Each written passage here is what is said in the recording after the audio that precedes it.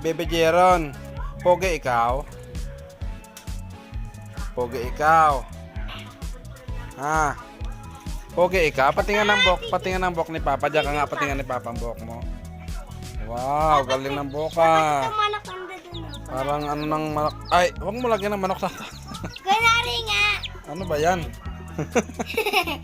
Ano ba yung ginagawa? Ay, ginagawang pugaran ng manok ang ulo mo, anak. Pogi ikaw, bebe. Ah, gusto mo may manok yung ulo mo. Baka mangitlog yan dyan. May pugat. May pugat. Ano, nasa na?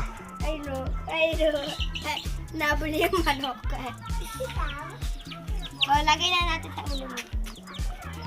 Oh, galing. Eh, punta ka na dito. Dito ka na para makita ka. Yan. Oy, dali, harap ko dito kay Papa. Ayan, ganyan. Parang pugaran yung ulo mo kasi. Yan. Mangitlog na yung manok dyan. Nasaan na yung manok? Sa taas. Ayan. Oo, galing-galing naman. Parang pugaran kasi yung ulo, kaya nilagyan ng manok ni Kuya eh. Wag na yan, tutukain niya ng ano eh. Tutukain niya nito eh. Wow, ang galing-galing naman ang ulo ng baby ko. Pinagsawa ko nga silang dalawa eh. Eh, mahulog yan dyan, masikip na eh. Oh. Tumutuka-tuka yung manok. Madumi ka Ah, may madumi pala, kaya pala tutukain. Wow, ang galing-galing naman. Bugad! Oo. Bugad!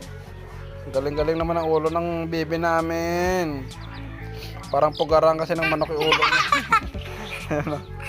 Naulog na po yung sisiw. Ayun. Ay, kay Kuya naman daw. Taka dyan. Daw. Oh. Oh.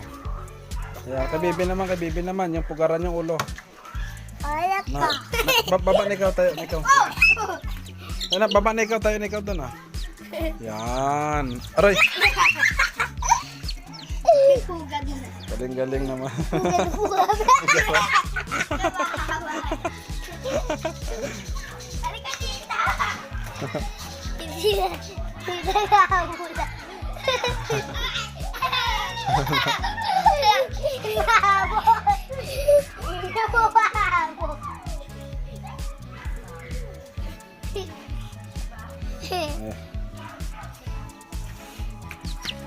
Bukan.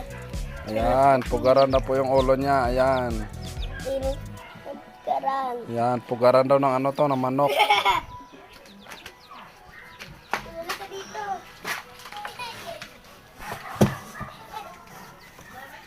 Saan na pumunta?